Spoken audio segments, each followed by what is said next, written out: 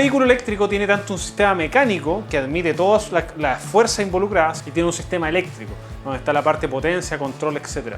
Antes de abordar cada uno de los equipos eléctricos, entendamos primero la electricidad básica que gobierna todos estos fenómenos.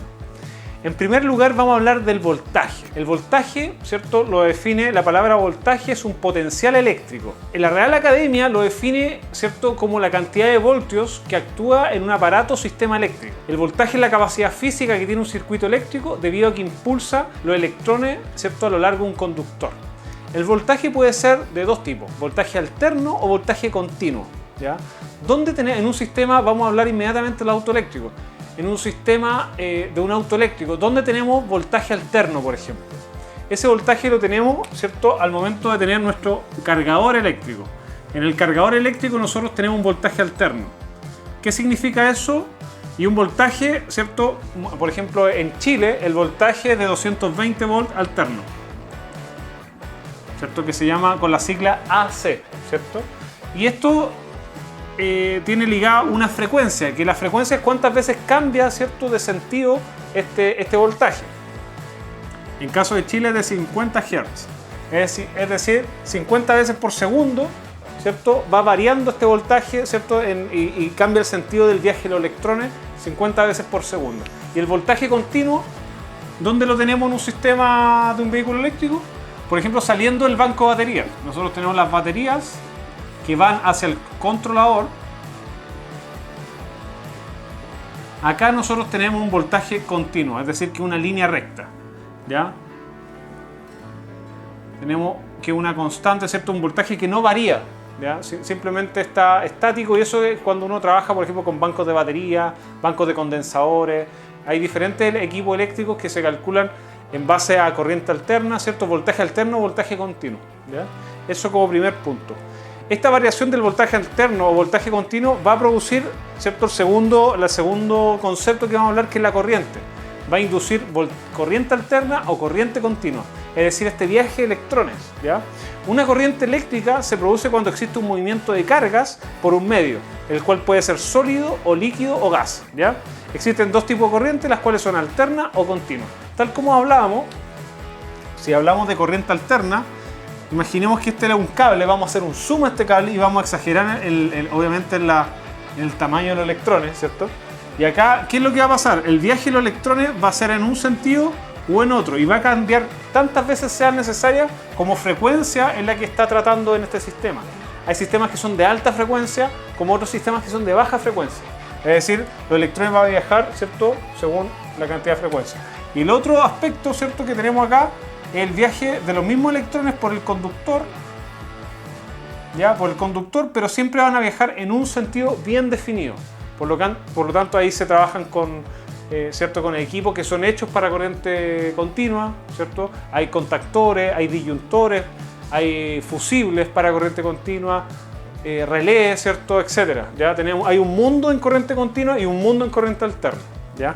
¿Cuál es la gran gracia? Muchas veces en corriente alterna va ligado a temas de control. Es un poco más fácil controlar los sistemas en corriente alterna, ¿ya? Lo otro, en corriente alterna muchas veces podemos llegar a voltajes muy elevados, ¿ya? Quizás que en corriente continua no, ¿ya? Por lo tanto, hay pro y contra en cada uno de los sistemas. Otro concepto muy relevante es entender el concepto de resistencia eléctrica. La resistencia eléctrica va de la mano con algunas variables. La más importante relativa al auto eléctrico, imaginemos que necesitamos transportar en corriente continua a lo mejor 300 amperes. 300 amperes en DC. Esta cantidad de corriente es una gran cantidad de corriente, ¿ya? Esta corriente imaginemos que la transportamos por una sección muy baja, o en su defecto una sección bastante, ¿cierto?, un poco más grande o mucho más grande. Pregúntense ustedes mismos, ¿dónde creen que hay más resistencia eléctrica? Muchos dirán, cuando tenemos obviamente un conductor eléctrico más grande, es más resistencia porque hay más material. Totalmente falso, ¿ya? La resistencia eléctrica es mucho mayor en los conductores pequeños, ¿ya? ¿Qué es lo que pasa? Imaginemos cómo se comportarían los electrones, ¿ya? Los electrones van a ir, ¿cierto?, pegados, unos que otros, va a producir cierto va a ser bien caótico el traspaso acá, el nivel de corriente va a ser tan grande que este conductor va a elevar la temperatura, ¿cierto? Va a elevar sus grados Celsius.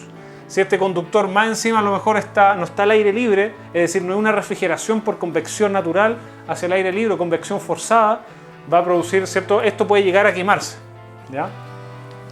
Si un conductor muy justo, ¿ya? Es decir, el cálculo fue muy justo, ¿ya? El conductor va a sufrir deterioro en el material por dilataciones térmicas, muchas veces va a fallar el material. Recuerden que estos muchas veces están hechos por hilos de cobre o hilos de aluminio. Al variar mucho las temperaturas, ¿qué produce eso? Ciertos elementos que va a hacer vibrar al material, muchas veces van a estar constantemente dilatándose, contrayéndose, y eso va a hacer que en algún momento el material se fatigue, ¿ya?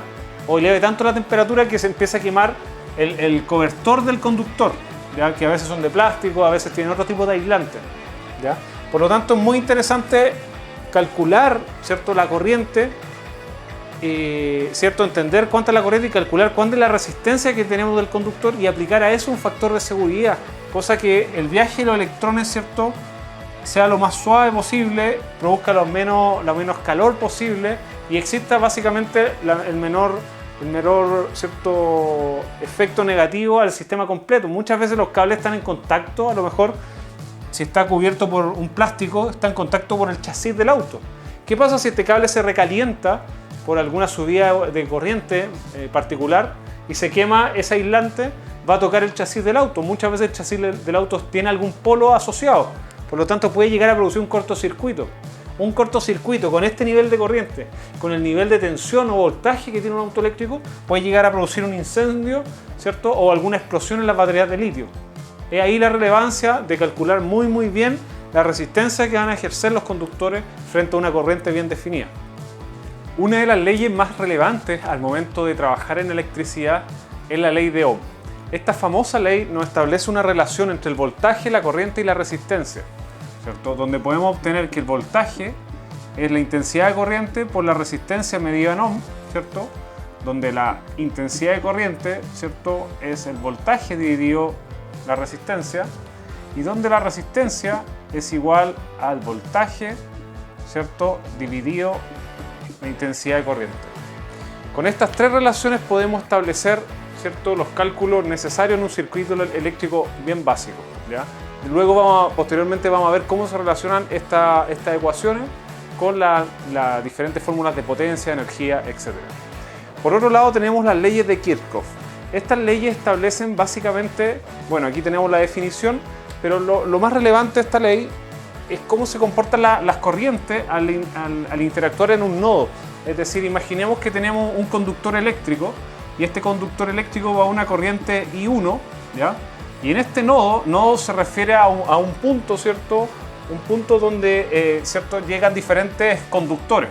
Entonces tenemos este punto y acá aparece una corriente hacia allá, otra hacia acá, por ejemplo, un I2, y tenemos un I3, por ejemplo. Entonces básicamente lo que nos dice la ley de Kirchhoff es que en este punto la sumatoria de las corrientes es igual a 0, ¿ya? Es decir, tenemos que responder a la relación sumatoria de intensidad de corriente, ¿cierto?, es igual a 0. Por lo tanto, I1 tiene que ser estrictamente igual a I2 más I3, ¿ya?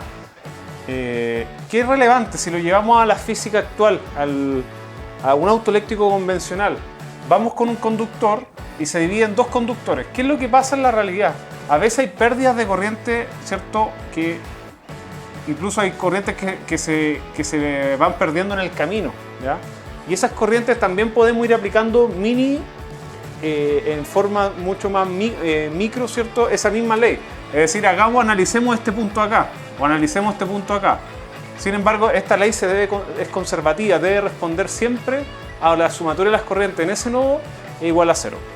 Algo que tenemos que entender y tener muy claro es diferenciar los arreglos en serie de las baterías y los arreglos en paralelo a las baterías, ¿ya? Como primer punto, hablemos de un arreglo en serie, por ejemplo. Imaginemos que tenemos 3 baterías, cada batería es de 12 volts, de una tensión, ¿cierto?, de corriente continua de 12 volts y una capacidad de carga de 50 amperios hora, ¿ya? Las 3 baterías son de igual tamaño, igual capacidad de carga, igual voltaje, ¿ya? pero están conectadas en serie. ¿Qué significa eso? Borne negativo con borne positivo. Borne negativo con borne positivo.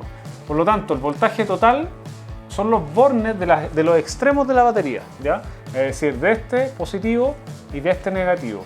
Vamos a tener un voltaje total que va a ser la sumatoria, en caso de los arreglos en serie, es la sumatoria de los voltajes, ¿ya? Ese va a ser el voltaje total, ¿ya? En este caso 12 más 12 más 12, es decir, 36 volts, ¿ya? Por otro lado, sin embargo, la capacidad de carga que tenemos de este arreglo completo, es decir, en ampere hora, va a ser en la capacidad de carga de cada una, ¿ya? En este caso va a ser 50 ampere hora, ¿ya? La energía total, recordemos, ¿cómo se calculaba? La energía total era el múltiplo entre el voltaje total y la capacidad de carga total, ¿ya? Y eso nos da, ¿cierto? 1800 watt-hora, que es el múltiplo de 36 por 50, ¿cierto? Que es lo mismo si lo dividimos en 1000 de 1.8 kWh, ¿ya? Por otro lado, imaginemos que tenemos las mismas baterías, 12 volts 50 ampere hora, 12 volts 50 ampere hora y la tercera igual. Son las mismas, se supone que debería ser la misma cantidad de energía. Verifiquemos si eso es consistente. En primer lugar tenemos el voltaje. Al estar en un arreglo en paralelo, los voltajes son iguales en cada una de sus baterías, ¿ya? Punto número 1. Sin embargo, el punto número 2, la capacidad de carga total, es decir, la ampere hora total del arreglo, es de 150 ampere hora. Es decir, en el arreglo en paralelo, ¿cierto? La capacidad de carga total va a ser igual a la sumatoria de las capacidades de carga de cada una de sus baterías, ¿ya? Y aquí vamos a multiplicar 12 volts por 150 ampere hora y nos da efectivamente la misma cantidad de energía que teníamos con el arreglo anterior.